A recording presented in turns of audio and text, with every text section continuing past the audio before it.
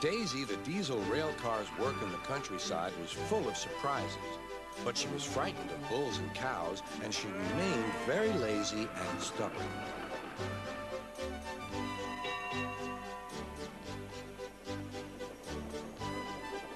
One day, Toby brought Henrietta to the station where Percy was grumpily shunting.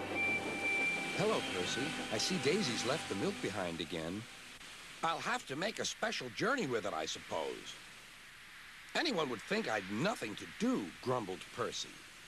"Tell you what," replied Toby, "I'll take the milk, you fetch my freight cars." The drivers and station master agreed.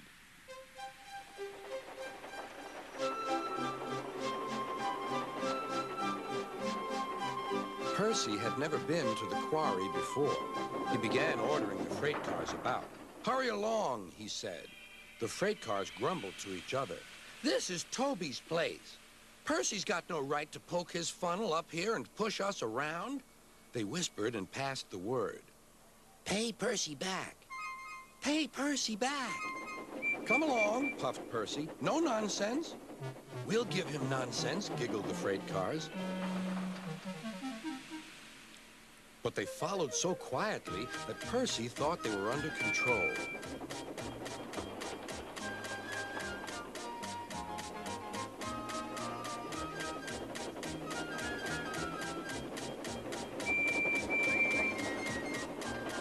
Suddenly, they saw a notice ahead.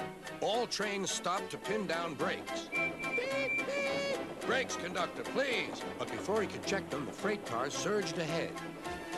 On, they cried. "Help, help," whistled Percy. The man on duty at the crossing rushed to warn traffic with his red flag, but was too late to switch Percy to the runaway siding. Frantically trying to grip the rails, Percy slid into the yard.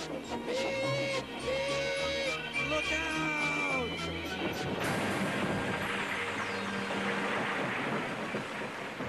The brake van was in smithereens. Percy's driver and fireman had jumped clear, but Percy was stranded. Next day, Sir Topham Hatt arrived. Toby and Daisy had helped to clear the wreckage, but Percy remained on his perch of freight cars. "We must now try," said Sir Topham Hatt, "to run the branch line with Toby and a diesel. You have put us in an awkward predicament, Percy." "I am sorry, sir." "You must stay there till we are ready," continued Sir Topham Hatt. "And you really must be more careful with freight cars." Percy sighed. The freight cars groaned beneath his wheels. He quite understood about awkward predicaments. Sir Topham Hatt spoke severely to Daisy, too. "My engines work hard. I send lazy engines away." Daisy was ashamed. "However, Toby says you worked hard after Percy's accident. So you shall have another chance." "Thank you, sir," said Daisy. "I will work hard. Toby says he'll help me." "Excellent. What Toby doesn't know about branch line problems isn't worth knowing.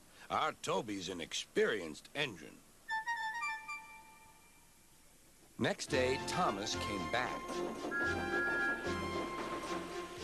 And Percy was sent to be mended.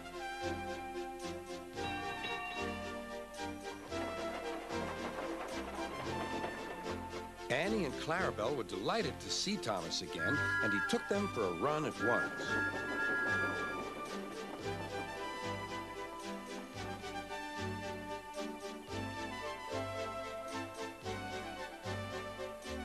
All are now friends, and Toby has taught Daisy a great deal. She shooed a cow off the line the other day all by herself. That shows you, doesn't it?